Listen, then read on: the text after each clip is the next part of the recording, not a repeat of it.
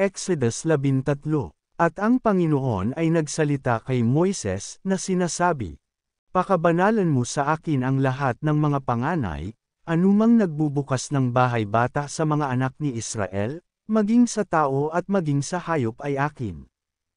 At sinabi ni Moises sa bayan, "Alalahanin ninyo ang araw na ito na inialis ninyo sa Ehipto, sa bahay ng pagkaalipin, sapagkat sa pamamagitan ng lakas ng kamay ay hinango kayo ng Panginoon sa dakong ito, wala sinumang kakain ng tinapay na may lebadura. Sa araw na ito ay umaalis kayo ng buwan ng Abib. At mangyayari, na pagkadala sa iyo ng Panginoon sa lupain ng Kananiyo, at ng Hethyo, at ng Amoreo, at ng Hebreo, at ng Jebuso, na kanyang isinumpa sa iyong mga magulang, na ibibigay sa iyo, na lupang binubukalan ng gatas at pulot ay iyong ipangangilan ang paglilingkod na ito sa buwang ito. 7 araw nakakain ka ng tinapay na walang lebadura, at sa ika-7 araw ay magiging isang kapistahan sa Panginoon. Tinapay na walang lebadura ang kakanin sa loob ng 7 araw, at huwag makakakita sa iyo ng tinapay na may lebadura, ni makakakita ng lebadura sa iyo, sa lahat ng iyong mga hangganan. At sasaysayan mo sa iyong anak sa araw na yaon, na iyong sasabihin, dahil sa ginawa ng Panginoon sa akin nang ako'y umalis sa Ehipto.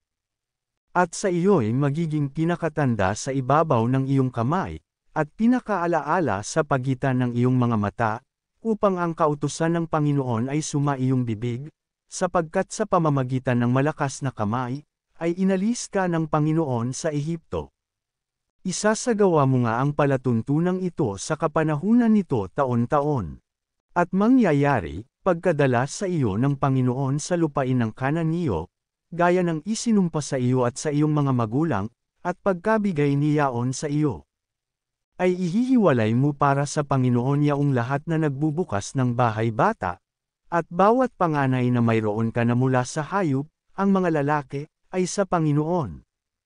At bawat panganay sa asno ay tatubusin mo ng isang kordero, at kung hindi mo tatubusin, ay iyong ang babaliin ang kanyang leeg, at lahat ng mga panganay na lalaki sa iyong mga anak ay iyong tatubusin. At mangyayari, na pagtatanong sa iyo ng iyong anak sa panahong darating, na sasabihin, "Ano ito?" Na iyong sasabihin sa kanya, "Sa pamamagitan ng lakas ng kamay ay inilabas tayo ng Panginoon sa Ehipto, sa bahay ng pagkaalipin." At nangyari, nang magmatigas si Faraon na hindi kami tulutang yumaon, ay pinatay ng Panginoon ang lahat ng mga panganay sa lupain ng Ehipto, ang panganay ng tao at gayon din ang panganay ng hayop, kaya't aking inihahain sa Panginoon ang lahat ng nagbubukas ng bahay bata na mga lalaki, ngunit lahat ng panganay ng aking anak ay aking tinutubos. At magiging pinakatanda sa iyong kamay, at pinakaalaala sa pagitan ng iyong mga mata, sapagkat sa pamamagitan ng lakas ng kamay ay inilabas tayo ng Panginoon sa Ehipto. At nangyari, nang tulutan ni Faraon na ang bayan ay yumaon, na hindi sila pinatnubayan ng Diyos sa daang patungo sa lupain ng mga Filisteo, bagaman malapit, sapagkat sinabi ng Diyos, baka sakaling ang bayan ay magsisipagkakita ng pagbabaka, at magsipagbalik sa Ehipto. Kundi pinatnubayan ng Diyos ang bayan sa palibot, sa daang patungo sa ilang sa tabi ng dagat na mapula, at ang mga anak ni Israel ay samampang nangakasakbat mula sa lupain ng Ehipto. At dinala ni Moises ang mga buto ni Jose, sapagkat kanyang ipinanumpang mahigpit sa mga anak ni Israel, na sinasabi, "Tunay na dadalawin kayo ng Diyos, at inyong isasampa ang aking mga buto mula rito na kasama ninyo." At sila'y naglakbay mula sa Sukath, at humantong sa Ethem, sa hangganan ng ilang.